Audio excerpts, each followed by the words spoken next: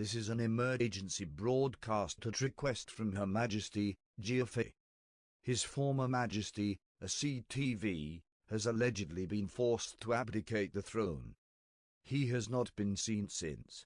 We will provide you with as many updates as we can. This is Itv1. Please stand by. Whores in this house, there's some whores in this house, there's some whores in this house, there's some whores in this house. I said certified free, 7 days a week, wet ass pussy, make that pull-out game weak.